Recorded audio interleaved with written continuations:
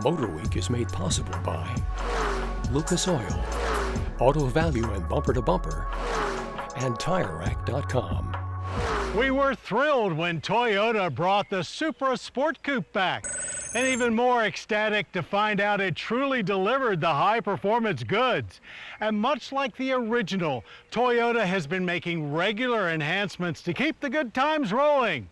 So time now to hit the track in the updated Supra and update ourselves on all the fun.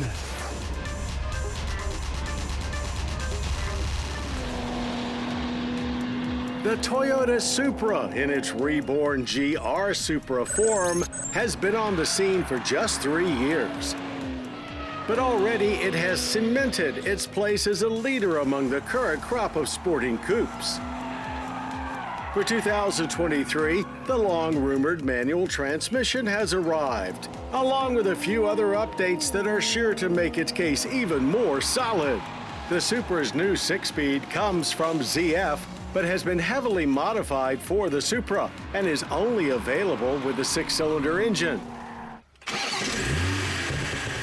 That 3-liter inline-6 turbo is BMW sourced, of course, though output has increased from its initial 335 horsepower to 382 horsepower and 368 pound-feet of torque, or almost identical to the automatic-only BMW Z4. And as we found out at Savannah's Roebling Road Raceway, Toyota has done much more than just drop in a new manual transmission and call it a day. The double-joint McPherson strut front and multi-link rear suspensions have been retuned for all 23 Supras with upgraded shocks designed to further minimize roll without adversely affecting handling. Brembo-based brake hardware is the same as before, but the control system has been recalibrated. They had great initial bite and helped us well throughout our track days. Drive modes are easy to dial in and work with vehicle stability systems that have also been recalibrated.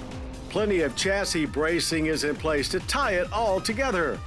The shifter itself is smooth to operate and clutch action feels just right, not too heavy or too light. Integrated electronics not only allow for automatic rev matching, but also manipulate clutch engagement to maximize torque delivery. All in all, we'd say the manual is exactly what the Supra needed, as it makes it more fun than before, and at the end of the day, that's what it's all about. There's an active rear differential that helps the Supra put power down quite effectively out of corners, with a 3:46 ratio that's higher than the automatic's 3:15. It not only provides a much torquier overall feel, but keeps the engine in its north of 5,000 RPM sweet spot more often. 275/55 Michelin Pilot Super Sports provide plenty of grip, perfect for minor amounts of controlled oversteer for rotating through corners. For ultra-tight low-speed corners, there's new Hairpin Plus programming in the traction control that allows more wheel spin than before, plus the active rear shifts power to keep drive off strong instead of just inducing a bunch of power on oversteer.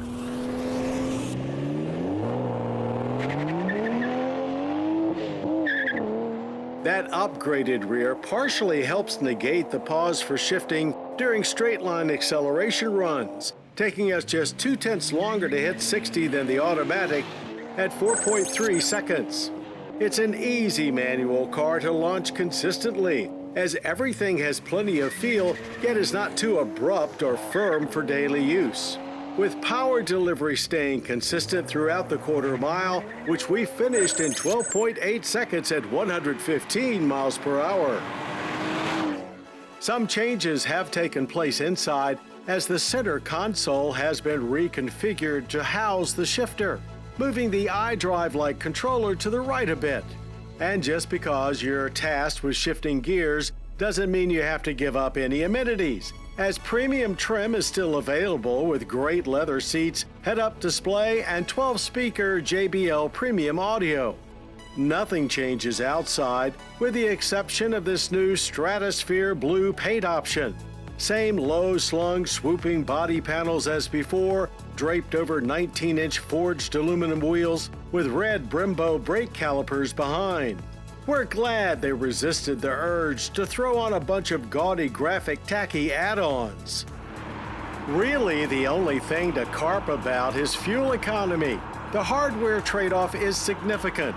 Government fuel economy ratings dropped from the automatic's 23 city, 31 highway, and 26 combined to 19 city, 27 highway, and 21 combined. That's a worse than average energy impact score using 14.2 barrels of oil yearly with CO2 emissions of 6.8 tons.